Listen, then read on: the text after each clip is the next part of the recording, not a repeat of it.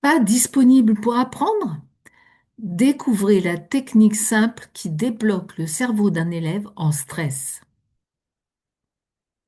Pourquoi les élèves décrochent vraiment et comment les aider à se récupérer en 2 minutes en toute autonomie? C'est ce que nous allons découvrir dans cette vidéo. Nous allons découvrir pourquoi cette conférence. Comment repérer l'indisponibilité cognitive chez un enfant ou un élève? Qu'est-ce qui déclenche l'indisponibilité cognitive? Apprendre, c'est une aventure cognitive et émotionnelle, et on va voir que l'émotionnel joue un grand rôle. Les neurosciences sont maintenant au service de l'apprentissage et nous éclairent beaucoup. Je vous présenterai la méthode Reset Zero Stress qui permet à l'enfant, à l'élève, en toute autonomie, en moins de 2 minutes, de retrouver de l'apaisement intérieur et de la disponibilité pour apprendre. Je vous proposerai des ressources pour les aider, un retour d'expérience et puis une petite conclusion rapide. Pourquoi cette conférence? Eh bien, j'ai moi-même connu l'indisponibilité cognitive. Et on a cru que je n'étais pas intelligente. On m'a d'ailleurs fait redoubler 2 fois pour rien.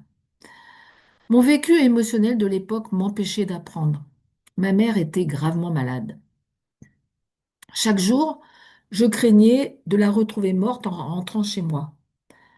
Mais pour les enseignants, j'étais une mauvaise élève qui ne faisait pas d'efforts.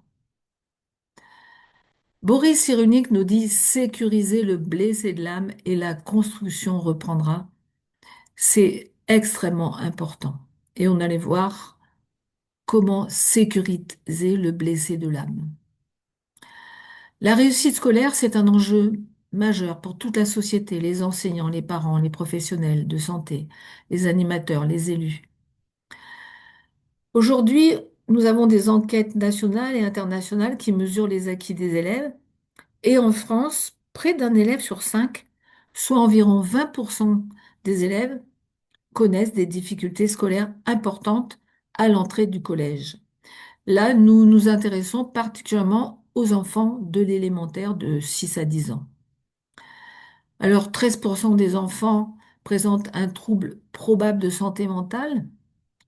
C'est important, c'est l'étude de Santé publique France de 2022. C'est quand même assez récent. 5,6% des enfants présentent un trouble émotionnel probable, tel que des troubles anxieux ou dépressifs, et 6,6% des enfants présentent un trouble oppositionnel avec des réactions d'humeur colérique et des comportements provocateurs. Pourquoi? Pour s'interroger sur la disponibilité cognitive, parce qu'on va découvrir une approche innovante de libération émotionnelle, Reset Zero Stress. Alors, il existe une boîte dans la partie du cerveau qui conserve la mémoire. Une boîte à musique au vernis égratigné et qui diffuse les notes d'une mélodie obsédante. Dans les moments de stress et sous l'effet d'un traumatisme, ou peut-être sans raison visible, la boîte s'ouvre et son contenu se répand à la ronde. Ce texte est extrait de Trois filles d'Ève. Je trouve qu'il représente bien le ressenti émotionnel quand ça va mal dans le cerveau. Le postulat de départ que je veux poser, c'est les parents, les enseignants, les animateurs font le mieux qu'ils peuvent. Et pourtant, certains enfants n'entrent pas dans les apprentissages ou de façon insatisfaisante. Comment repérer l'indisponibilité cognitive chez un enfant? Alors aujourd'hui, c'est vrai que ce vocable n'est plus très utilisé. À la place, on a maintenant classé les enfants dès l'âge de 7 ans avec les troubles neurodéveloppementaux. C'est quoi les troubles du neurodéveloppement? Les troubles du neurodéveloppement sont caractérisés par des difficultés significatives dans le développement de plusieurs fonctions du cerveau. La cognition pour apprendre, la socialisation, la communication, la motricité, l'attention. Et là, on va retrouver les enfants qui ont du trouble du déficit et de l'attention, le raisonnement, la mémoire et bien sûr les apprentissages. Aujourd'hui, il y a les troubles neurodéveloppementaux qui sont classifiés dans le DSM-5 et là, on retrouve beaucoup de choses qui empêchent l'élève d'apprendre et d'être efficace. Il ne fait pas exprès, il a vraiment des difficultés, même s'il n'a pas classé trouble neurodéveloppemental.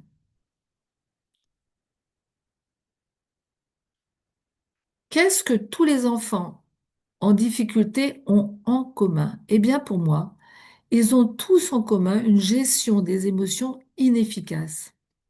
Une étude publiée dans la revue de recherche et formation souligne que depuis une trentaine d'années, l'étude des émotions dans le champ scolaire s'est affirmée comme une thématique majeure, notamment en ce qui concerne leur contribution aux apprentissages et la motivation des élèves.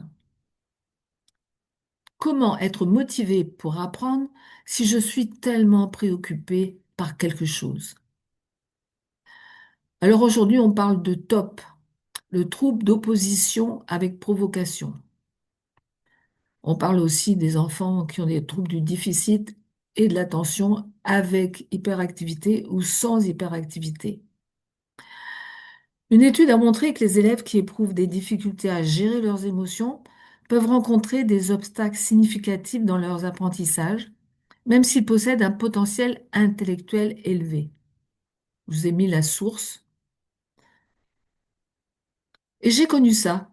Moi, j'ai beaucoup accompagné des enfants qui étaient en difficulté scolaire. Et je me souviens de ce petit Eric qui avait 180 de QI et qui pourtant n'arrivait pas à apprendre à lire. Il a redoublé 3 fois. Et en fait, son problème était vraiment émotionnel. Alors, une étude de l'Université de Californie a établi que les enfants dyspraxiques, dyscalculiques, dysorthographiques, dyslexiques ont une réactivité émotionnelle accrue. L'apprenant, quand il est en difficulté émotionnelle, reste focalisé sur la gestion de ses émotions plutôt que sur les tâches d'apprentissage. Il est à la fois présent mais absent et il ne va pas pouvoir répondre aux demandes de l'enseignant. Parfois, il s'agite, il s'énerve, il s'oppose. Il est soit réactif ou passif. En tout cas, il ne répond pas aux demandes de l'enseignant ou de ses parents quand ça se passe à la maison. Et parfois, il est complètement inhibé, replié sur lui-même. Antonio Damasio explique que les émotions négatives intenses s'accompagnent de modifications physiologiques et somatiques associées aux sensations de déplaisir. Et cet état émotionnel négatif active les mécanismes de survie cérébrale. C'est ça qui nous intéresse, la survie cérébrale, au détriment des fonctions cognitives. On verra un peu plus loin qu'à un moment donné, ça disjoncte dans le cerveau. On verra ça. Et donc, à ce moment-là, l'enfant n'est plus en disponibilité pour apprendre. Et là, on pourrait dire que ça me représente quand j'étais petite, quand j'étais à l'école, à un moment donné, par rapport à un exercice que j'avais à faire, eh bien, moi, un mot peut-être, une image, un son, et je pensais à ma mère à l'hôpital ou à la maison, et je n'étais plus présente. À ce moment-là, quand on est vraiment en mode survie, on va dire, la pensée est brouillée. On ne peut pas faire autrement que de chercher en vain à s'en sortir, à sortir du cerveau de survie. Et à ce moment-là, qu'on soit un enfant ou un adulte, quand on a vécu un stress trop important qu'on n'arrive pas à gérer, on est comme figé, sidéré. Pour résumer, on observe l'indisponibilité cognitive par un manque d'engagement, une difficulté à gérer ses émotions, une difficulté d'attention ou des difficultés d'attention, de la résistance à la participation, un manque de motivation. L'enfant semble ne pas faire des efforts, mais c'est faux. Il fait ce qu'il peut. Il est lui-même piégé. L'enfant ne semble pas comprendre. C'est normal, son cerveau, le néocortex, n'est pas disponible. Et puis, on peut avoir des problèmes d'opposition, nous l'avons vu. Et évidemment, ce qui alerte le plus souvent, ce sont les performances qui ne sont pas au rendez-vous ou qui sont en train de baisser. Donc, on voit deux réactions. Là, la petite fille, elle, qui est vraiment un peu sidérée, figée, et le petit garçon, lui, qui est plutôt parti dans un trouble d'opposition avec provocation. Ce sont deux modes de survie que les enfants vont choisir de façon inconsciente pour essayer d'alerter et de s'en sortir surtout. Alors, qu'est-ce qui déclenche l'indisponibilité cognitive? Ce sont souvent les peurs. Par exemple, une évaluation, l'enfant peut avoir appris à la maison et il arrive à l'école. Et là, il est paniqué à l'idée de l'évaluation. Parler en public. Pour les adultes, parler en public, c'est la deuxième peur après la peur de mourir. Et pour les enfants, c'est assez fréquent. L'enfant peut avoir appris sa récitation et quand il arrive à l'école, il est complètement paniqué, il ne peut plus parler devant les autres. Il peut y avoir aussi la peur de faire des erreurs et beaucoup d'autres peurs. Le stress, bien évidemment, est là et bloque l'enfant parce qu'il le met dans des mémoires traumatiques et des blessures émotionnelles. Les éléments sensoriels sont par exemple une activation inconsciente à partir d'une image, d'un son, d'un mot, d'une odeur, un goût évoqué dans une récitation ou un texte. En fait, c'est la Madeleine de Proust inversée. Proust, quand il était jeune, il mangeait des madeleines et à ce moment-là, il y avait l'odeur du café, il y avait les petits pots de confiture. Et lui, quand il sent le café, il ressent le goût des madeleines et il est bien. Il n'est pas du tout stressé. Mais les enfants peuvent vivre des situations stressantes et là, les éléments sensoriels de la scène qu'ils ont vécue où c'était stressant vont remonter et le mettre en difficulté. Donc, on pourrait dire, pratiquement, moi qui ai rencontré des milliers d'enfants, que chaque mise en situation pédagogique peut déclencher l'indisponibilité cognitive. Même si le maître ou les parents ont fait tout ce qu'ils pouvaient, ça dépend pas de la pédagogie, ça dépend de la réaction émotionnelle de l'enfant. Alors voici quelques exemples où l'élève rejoue inconsciemment sa blessure émotionnelle. Par exemple, prenons l'histoire de ce petit garçon. La maîtresse organise un travail par groupe. Elle est attentive, elle s'approche et encourage Lucas et lui dit, Lucas, ton avis est important, qu'en penses-tu? Lucas ressent profondément sa blessure de rejet à l'école. En classe, il oscille entre le retrait et l'agitation, cherchant l'attention tout en la repoussant par peur d'être rejeté. Et son comportement est souvent mal compris parce que ça cache un besoin essentiel, se sentir en sécurité et reconnu parmi les autres. Un autre exemple, un jour, la maîtresse annonce qu'ils feront un dessin après la lecture, mais faute de temps, l'activité est reportée. Aussitôt, Zoé s'écrie furieuse. Mais vous aviez dit qu'on le ferait, vous mentez toujours. Alors, cette petite fille a une blessure de trahison qui est souvent liée à une déception, une promesse non tenue dans son passé, et qui la pousse à être méfiante et autoritaire et réactive émotionnellement. Noah, lui, il a 8 ans. Il redoute de lire à voix haute en classe. Quand il trébuche sur un mot et entend quelques rires, il rougit et s'écrie ⁇ Je suis nul, de toute façon, je suis nul ⁇ Et pour masquer sa honte, il fait le clown ou répond avec insolence quand on l'interroge. Derrière son attitude provocante, sa blessure d'humiliation le pousse à se protéger pour éviter de revivre à nouveau cet embarras.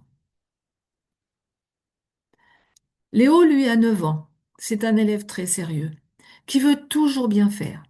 Et en découvrant qu'il a une moins bonne note qu'un camarade, malgré un travail similaire, il s'emporte néanmoins. Il dit, oui, c'est pas juste. Il est frustré. Il refuse de continuer et lance furieux, de toute façon, vous avez vos chouchous.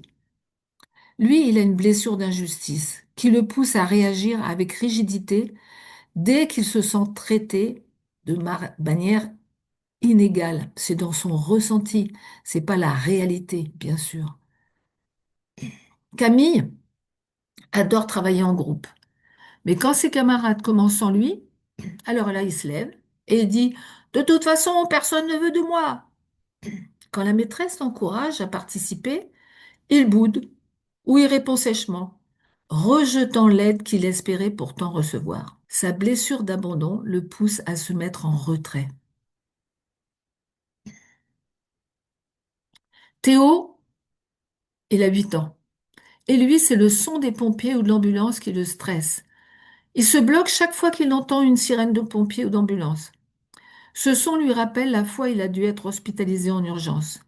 Cette expérience difficile l'a profondément marqué et il éprouve encore de la peur et de l'anxiété à l'idée de retourner à l'hôpital. Léa a 7 ans. Elle est terrifiée chaque fois qu'elle voit le mot orage dans un livre. Ces images lui rappellent une nuit d'orage intense où sa maison a été frappée par la foudre, provoquant une panne de courant et laissant sa famille dans le noir pendant des heures. Là, on voit, à chaque fois, ce sont des déclencheurs associés, ici par un mot, l'autre fois par un son. Voici quelques mots susceptibles de stresser les enfants du primaire, de l'élémentaire plutôt, et de les rendre indisponibles en raison de possibles associations avec des expériences négatives. Par exemple, le mot séparation, solitude, divorce, changement. On sait que déménager, c'est beaucoup de stress pour l'enfant. Perdre, le mot maladie, rejet, peur, bien sûr, échec, conflit, douleur. Tous ces mots peuvent être des déclencheurs et créer chez l'élève, chez l'enfant, une indisponibilité cognitive. Apprendre, c'est donc une aventure à la fois cognitive, penser, raisonner, comprendre, mais aussi émotionnelle. Les compétences psychosociales, donc, sont définies comme cognitives, émotionnelles et sociales. Et donc, le développement des compétences psychosociales est reconnu comme un levier essentiel pour aider les enfants à mieux gérer leurs émotions et favoriser leur réussite scolaire. Alors, on a des tas de documents officiels qui expliquent bien que pour apprendre, pour construire les compétences psychosociales, on doit avoir la capacité à gérer ses impulsions, donc ses émotions, réguler ses émotions, gérer son stress, avoir conscience des émotions et du stress. Et évidemment, tout est relié, on le voit ici dans ce tableau. Apprendre pour l'enfant, c'est être entre exigence et blocage quand les émotions sont là. Des émotions négatives telles que le stress, la peur ou l'anxiété peuvent entraver les processus cognitifs essentiels comme l'attention, la mémorisation, rendant l'apprentissage plus difficile. L'élève veut apprendre, mais tel un polichinelle qui sort de sa boîte, une émotion perturbatrice peut se gérer d'un seul coup. Un article publié dans la revue Tréma explore cette dynamique et souligne que les émotions, qu'elles soient conscientes ou non, c'est important de voir qu'il y a vraiment des émotions non conscientes. Elles jouent un rôle central dans le processus d'apprentissage et peuvent, si elles ne sont pas gérées, si elles ne sont pas régulées, entraîner des blocages. Autrement dit, face à une situation, notre corps réagit physiologiquement et c'est la prise de conscience de ces modifications corporelles qui génère l'émotion correspondante. Par exemple, nous ne tremblons pas parce que nous avons peur, mais nous ressentons la peur parce que nous tremblons. Passons par l'histoire de ce petit nourrisson. Il est dans son berceau. Eh bien, il a faim. Sa maman n'est pas encore venue lui donner le lait tant attendu. Il va brailler, hurler. Il a ressenti de danger de mort. Et à ce moment-là, il se dit pas, ah, ma maman est méchante, je suis triste, je me sens abandonnée, je suis en colère. Non, il a un ressenti de danger de mort. Donc, il y a toujours une situation et le premier niveau, ce sont les sensations qui vont nous alerter. Et à partir des sensations, on va culturellement, en grandissant, apprendre aux enfants à mettre des mots.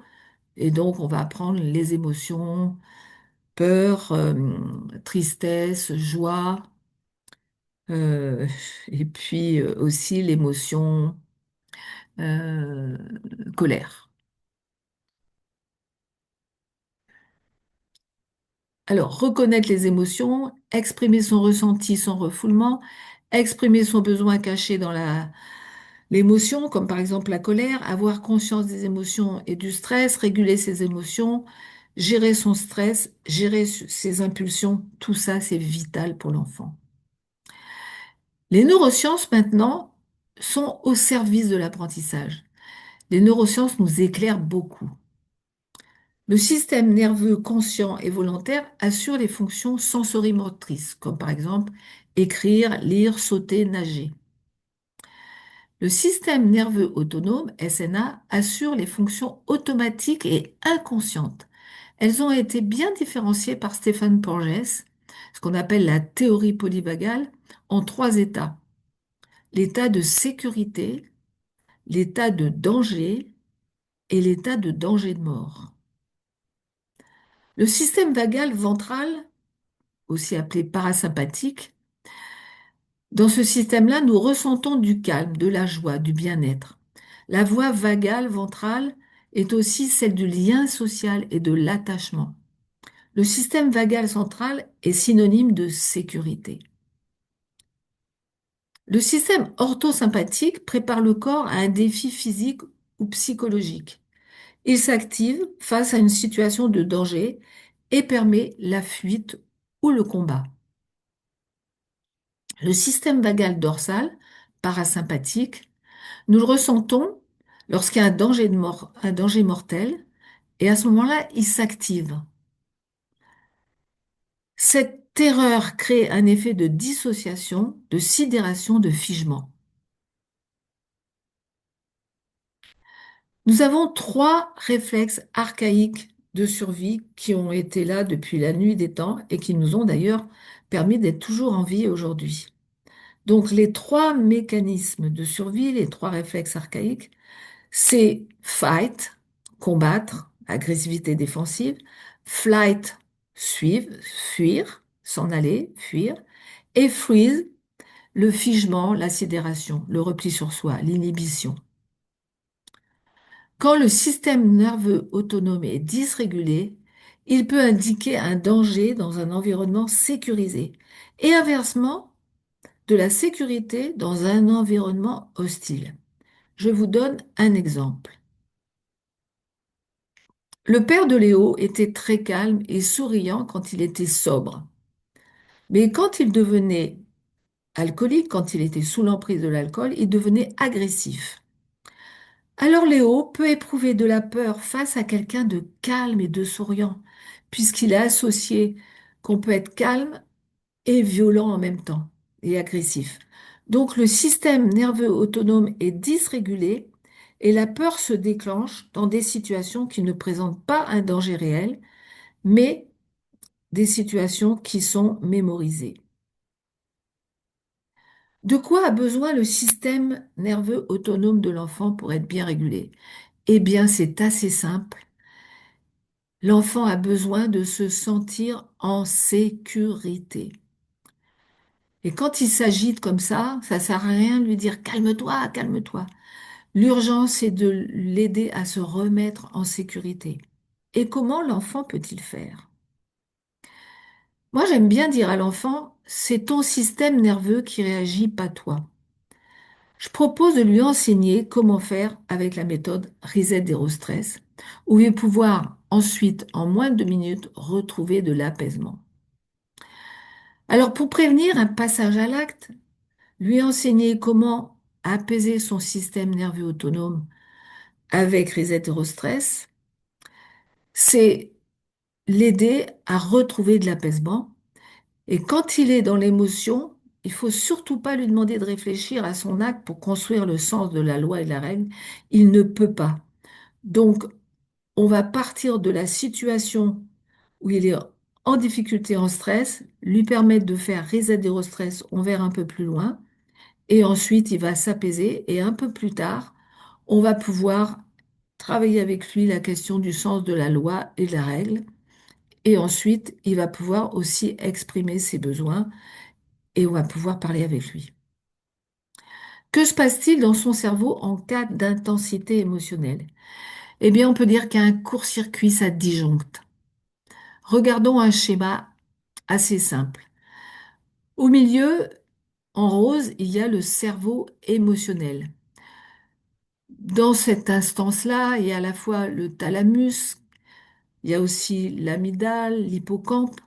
Et quand l'enfant ressent une émotion dans la situation, la question qui se pose pour le cerveau émotionnel, c'est est-ce que cet enfant a les ressources pour affronter cette situation émotionnelle? Soit l'enfant a les ressources, ça va se réguler tout seul et il va avoir la capacité à réfléchir, penser et continuer son petit chemin. Parfois, il a déjà vécu quelque chose, on l'a vu tout à l'heure, qui va remonter de l'inconscient. Il a déjà vécu quelque chose, blessure d'abandon, blessure de trahison, de rejet, d'injustice, etc. Et à ce moment-là, il ne va pas avoir les capacités de, de réguler. Donc, il y aura cette croix rouge qui signifie que ça va disjoncter entre le cerveau émotionnel et le néocortex qui est autour, qui est à côté, et qui est la partie qui nous permet de penser et de réfléchir.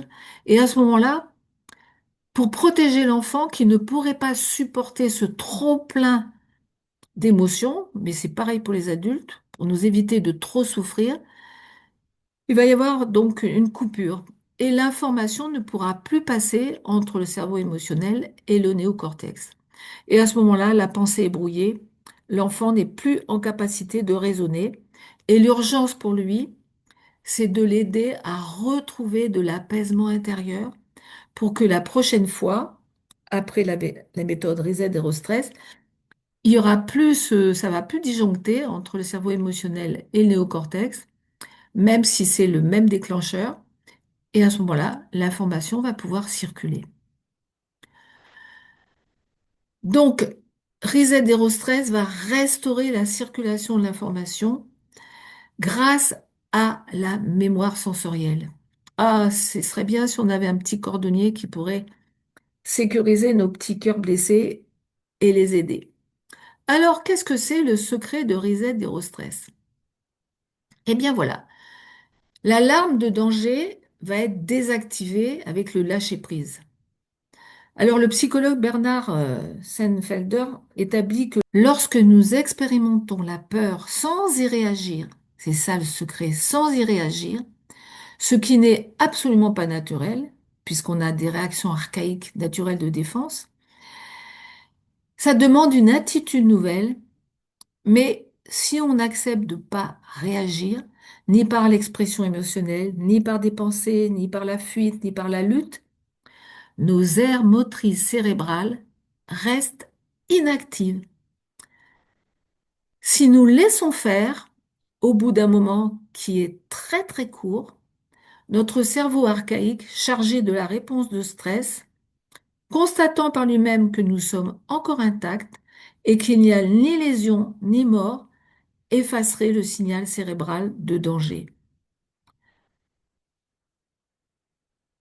Cette trace sensorielle qui offre la possibilité de remonter avec fiabilité et précision à l'événement d'origine, en se laissant porter par cette mémoire sensorielle.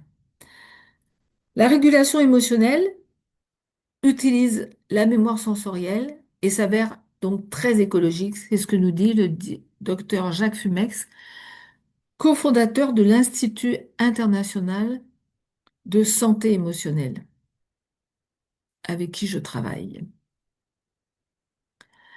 Alors voilà, je vous présente un peu plus précisément la méthode Reset Zero Stress. Donc, l'origine de la méthode, c'est dans les années 30 avec William Reich qu'on a commencé à comprendre, à étudier les effets du stress sur le corps.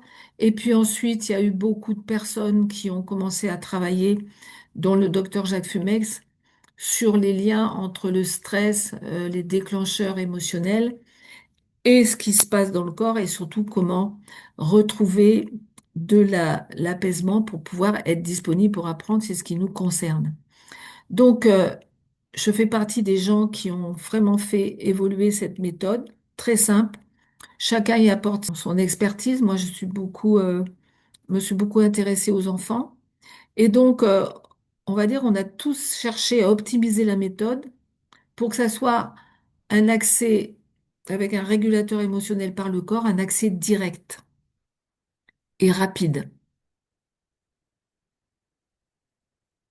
Le fondement de la méthode, c'est qu'en fait, c'est une ressource naturelle. Je vous l'ai dit tout à l'heure, parfois, on ne fait rien, ça régule entre le cerveau émotionnel et le néocortex, parce que la personne a les ressources. Donc c'est une ressource naturelle, mais parfois elle est bloquée. Donc tout le monde peut réguler ses émotions en toute autonomie et se libérer définitivement de la peur, la colère, la tristesse et tout ce qui empêche de vivre et pour vivre la joie justement. Et là, ce qui nous intéresse pour retrouver de la capacité à être disponible pour apprendre. Le fondement de la méthode, c'est écouter son corps. Écouter son corps à 100%. Et les enfants sont champions parce que eux, ils ne mettent pas de mental. Quand le stress est là, il suffit d'écouter les sensations physiques présentes et de laisser faire. C'est un processus physiologique naturel que nous pouvons activer dès que nous ressentons une émotion désagréable, une invitation à laisser faire la mémoire sensorielle. Donc, dans cette méthode, ce qui est important, c'est de ne pas réagir. Donc, on va inviter l'enfant à se connecter aux sensations dans son corps. Et pour qu'il évite de se perdre, on lui propose de mettre la main là où il sent quelque chose dans son corps. On lui apprend des phrases magiques comme ⁇ ça fait quoi dans mon corps ?⁇ Le protocole est vraiment à suivre à la lettre parce qu'il a été expérimenté pour être vraiment, vraiment efficace et opérationnel en moins de 2 minutes. Le fondement de la méthode, c'est la désactivation au cœur de la cellule. Je cite ici Jeanne Ayache, qui est chercheuse au CNRS, que j'avais formée. Et elle dit le revécu sensoriel instaure un dialogue avec l'inconscient à travers les sensations, les perceptions et les images qui émanent du corps pour aller jusqu'à une désactivation au cœur de la cellule pour ne plus jamais subir les émotions ravageuses. J'appelle la méthode reset zéro stress parce qu'il s'agit en fait de faire un reset à un vieux programme obsolète qui ne sert plus. Donc le fondement de la méthode, c'est la libération de la mémoire traumatique. Ce sont peut-être parfois des petits traumas ou des gros traumas. L'origine de nos émotions indésirables serait liée à un traumatisme ou à un crame. Le crame, c'est un concept du docteur Salomon Selam qui veut dire conflit répétitif à minima, CRAM. Si on a subi pas mal d'injonctions qui nous ont bloqués, on peut avoir un ressenti très douloureux et ça se manifeste dans le corps. Par un reset sensoriel, le court-circuit est désactivé et l'information peut à nouveau circuler. Et c'est la fin du programme obsolète. C'est comme pour une chaudière qui ne marche plus, on va faire un reset et le programme initial, par défaut, on va dire, qui fonctionne bien, va se remettre en route. La clé pour le traitement d'un traumatisme repose dans les mêmes cellules qui stockaient ce traumatisme. Ça, ce sont les travaux des neurobiologistes de l'École polytechnique de Lausanne.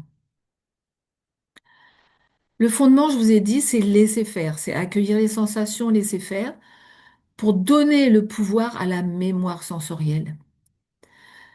Donc, il existe des ressources pour cela. Il existe des petits livres que j'ai écrits et ma collection est soutenue par le docteur Jacques Fumex, dont je vous ai parlé. Il y a un livre qui parle des évaluations, un autre qui parle de parler devant les autres et un troisième qui parle de notre capacité de résilience. Dans chaque livre, la méthode est expliquée. Quand enseigner Reset Zero Stress aux élèves, si on est un enseignant? Eh bien, c'est important de l'intégrer dans l'enseignement des compétences psychosociales. On l'a vu que c'est complètement prévu par les textes aujourd'hui. Quand l'utiliser quand on est un parent, par exemple, là il est à l'école néanmoins. Alors par exemple, dès que l'enfant va sortir, ressentir du stress, on va lui offrir l'opportunité de ne pas réagir en s'intériorisant avec les yeux fermés. Et bien sûr, on va lui apprendre la méthode en dehors des moments de stress. On va lui apprendre la méthode à froid. On va lui apprendre les différentes phases. Il va avoir son outil à portée de main quand il va avoir besoin. Surtout, ne pas lui enseigner quand il est en plein stress. On lui enseigne à froid.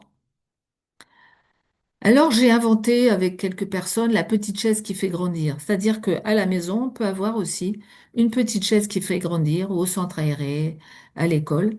C'est-à-dire quand l'enfant va avoir acquis la méthode, au lieu de se laisser embarquer par des réactions émotionnelles qui le desservent, il va pouvoir se mettre un peu à l'écart sur la petite chaise ou sur une grande chaise, fermer ses yeux et suivre le petit protocole Reset Zéro Stress. Et en 2 minutes, il va retrouver de l'apaisement à l'intérieur de son corps et de la capacité à comprendre, à réfléchir, puisqu'on a vu, quand il est trop stressé, le néocortex n'est plus en relation, tout est débranché. Qui peut utiliser cette approche? On pourrait dire de 6 à 105 ans. Moi, j'accompagne beaucoup d'adultes, mais cette collection que j'ai prévue, que j'ai créée, pardon, est en fait une collection qui s'adresse aux enfants de 6 à 10 ans.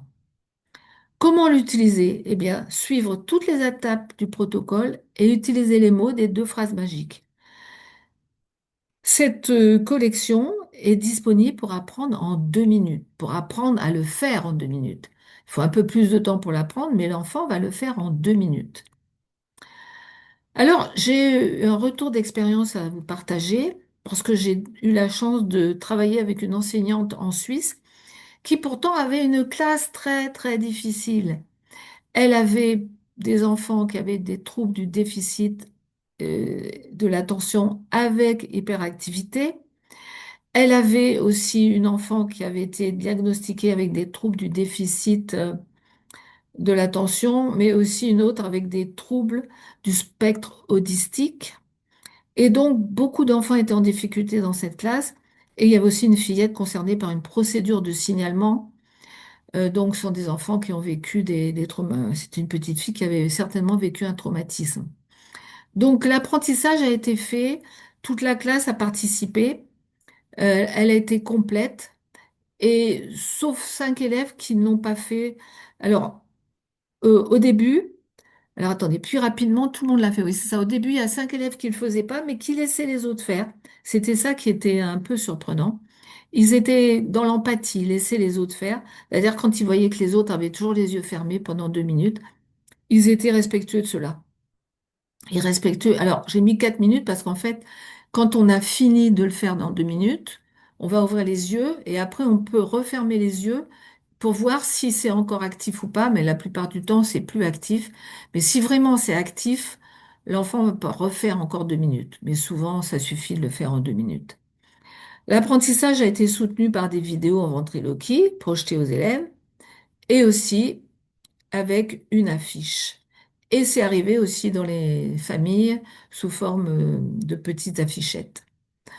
Donc là, on voit l'affiche. Ils ont commencé à faire les premiers nettoyages émotionnels tous les matins en arrivant, puis 2 fois par semaine, puis à la demande. Et puis rapidement, les élèves ont exprimé des résultats positifs. Et on a vu ça lors des évaluations finales du mois de mai. Donc les enfants, quand on leur demande comment tu te sens après avoir pratiqué Reset Zero Stress, eh bien, vous voyez, 61% répondent plus calmes. On a différentes réponses. Il y a aussi apaisé à 44%. En fait, la confiance, 28% disent qu'ils ont plus confiance en eux. Évidemment, quand je suis pas en échec, j'ai plus confiance en moi. Et les résultats scolaires se sont améliorés, surtout d'après l'enseignante, au moment de l'évaluation, ça a été évident, l'évaluation cantonale. Donc, un enfant, après l'AVC de sa mère, l'élève a été bloqué pour apprendre et il a eu une grosse progression suite à l'apprentissage de la méthode Reset Zero Stress. Donc, est-ce que la fiche te sert pour te souvenir de comment faire? Eh bien oui, visiblement. Au départ, la fiche leur a servi. Après, certains n'avaient plus besoin. Alors, l'enseignante, j'ai fait un point avec elle sur chaque enfant. Donc, beaucoup de progrès. Elle a dit pour la petite fille qui avait des troubles du spectre autistique, elle m'épate, elle a bien progressé, elle prend plus son temps, elle parle devant les autres, elle a une nouvelle amie, elle a pu verbaliser que ça lui fait du bien. Et la mère de la petite fille avait confirmé. Quel est le stress ou la peur dont tu t'es libéré? Ben, on voit les évaluations, peur de parler devant les autres, en fait, ce sont les thèmes de mes petits livres, et puis la peur de se tromper aussi. Ben, je vais faire d'autres livres à venir. 28% des élèves ne donnent aucune réponse. Et c'est intéressant parce qu'en fait, quand on désactive à la source la perturbation émotionnelle, eh bien, ça fait un reset, c'est-à-dire que ça efface complètement le problème. Alors parfois, on s'en souvient encore, mais parfois, on se souvient même pas qu'on avait le problème. Je me souviens d'une dame qui était venue me voir et qui avait eu un accident de voiture. À chaque fois qu'elle repassait, elle était mal. Et quand on a fait le bilan, elle se souvenait pas pourquoi elle était venue et elle pouvait passer à l'endroit de l'accident sans aucun stress. Voilà. Donc l'enseignante avait repéré que beaucoup d'élèves craignaient d'aller à la piscine. Donc là, elle l'a fait avec tous les élèves. Elle a proposé, dans des situations comme ça, de faire avec tous les élèves en même temps. Qu'est-ce que tu aimes le plus dans Reset Zero Stress? Ben, on voit, c'est la notion d'apaisement intérieur. Parce que l'enfant, il ne s'y trompe pas. Quand il est apaisé à l'intérieur, ben, il est capable de repenser, il est en relation, il est en lien. Alors, pour l'élève qui avait un déficit, un trouble du déficit de l'attention et l'hyperactivité, la maîtresse dit, il le fait en peu de temps, ça l'a aidé à avoir confiance en lui. Et la mère dit, il a la fiche à la maison dans sa chambre. C'est très important que les familles soient associées. Pour moi, c'est très important. Pour conclure cette expérience avec l'enseignante, les élèves reconnus avec un trouble neurodéveloppemental ont été les premiers bénéficiaires de cet enseignement à toute la classe. Donc, lors de l'évaluation cantonale de 3 jours, en fin d'année, eh ben, les élèves ont donc, sur le conseil de l'enseignante, pu le faire juste avant. Certains en avaient besoin, d'autres pas. Et puis, elle a remarqué que l'enfant le plus agité de sa classe l'a fait et ses résultats ont été très positivement surprenants, surtout en mathématiques. Pour conclure cette expérience, les points améliorés selon moi, je pense que c'est important de mieux associer les familles qui ont été ponctuellement informées, mais pas toutes parties prenantes du projet. Ça serait bien que les parents aient aussi les petits livres quand ils sont utilisés à l'école, que le livre passe de l'école à la maison. Parce que ça permet de lutter contre le conflit de loyauté dans lequel beaucoup d'enfants sont bloqués. Si j'écoute la maîtresse, je trahis mes parents. Si j'écoute mes parents, je trahis ma maîtresse. Donc moi, je suis très motivée pour encourager les écoles et les enseignants et les parents à travailler de concert. Ça se fait vraiment de plus en plus. Pour conclure, il s'agit d'observer, de se sécuriser pour se libérer. Reset Zero Stress permet d'abaisser le stress par un ancrage au niveau du corps et il crée une déprogrammation au niveau du cerveau, une déprogrammation des engrammages inconscients. Reset Zero Stress utilise une capacité naturelle qui fonctionne instantanément. Le corps est un guide pour soi, un GPS. Il faut savoir comment l'utiliser. Ça s'apprend facilement et on l'apprend à froid. Et c'est un outil pour la vie. Moi, j'aime bien dire à l'enfant, c'est ton système nerveux autonome qui réagit, pas toi, ou c'est ton cerveau qui réagit, pas toi. Donc, on va apprendre à le réguler avec les petits livres et la méthode. On va effacer l'alarme en 2 minutes qui fait que tu t'agites, que tu es paniqué. C'est important de suivre la méthode, vraiment pas à pas. Elle a été beaucoup travaillée pour cela. On peut utiliser la chaise qui fait grandir si besoin, à la maison, à l'école, au centre aéré. Il y a des vidéos en ventriloquie pour les élèves, des fiches pédagogiques, une affiche pour la classe, des liens et des ressources. Et merci d'avoir écouté cette présentation et n'hésitez pas à communiquer avec moi si vous avez besoin.